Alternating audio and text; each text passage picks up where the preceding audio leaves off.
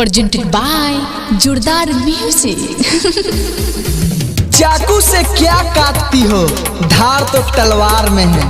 अरे चाकू से क्या काटती हो, धार तो तलवार में है। दुपट्टे से क्या ढकती हो, माल तो सलवार में है।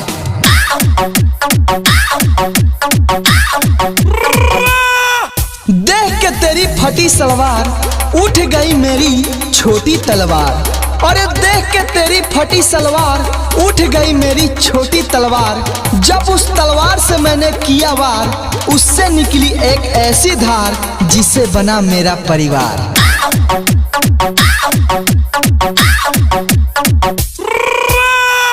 क्या कहना मर्द और औरत के रिश्ते को, अरे क्या कहना मर्द और औरत के रिश्ते को।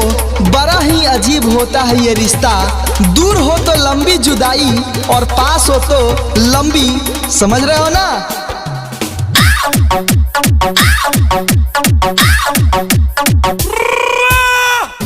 दोस्तों जरा ध्यान से सुनना, मर्जी के बिना कभी वो नहीं होता।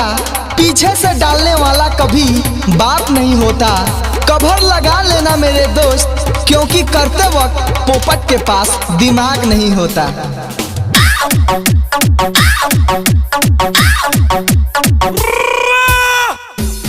चाहता हूं कि तुझे प्यार दूं, दोस्ती पे अपनी जिंदगी वार दूं, पर जब तेरा कोई रिप्लाई नहीं मिलता तो दिल करता है तेरी वो फाड़ दूं।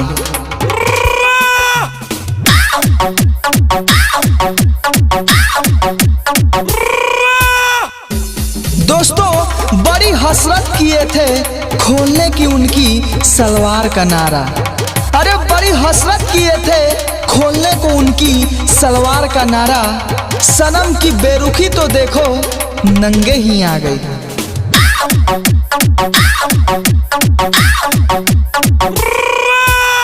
आपकी पर्सनालिटी को देखकर एक शेर अर्ज किया है, सूरज हमेशा चांद के साथ रहेगा। अरे सूरज हमेशा चांद के साथ रहेगा।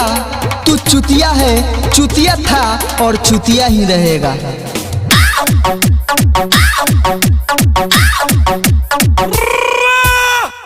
दोस्तों जब भी मिली वो अकेली, वो नहीं तो उनकी सहेली। दोस्तों जब भी मिली वो अकेली, वो नहीं तो उनकी सहेली। उनकी सहेली नहीं तो बस अपनी हथेली।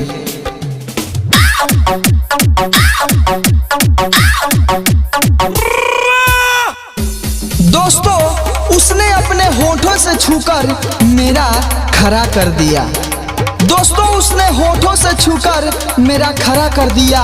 बात तो उसकी और थी, पर उसने बालों को भी टेढ़ा कर दिया।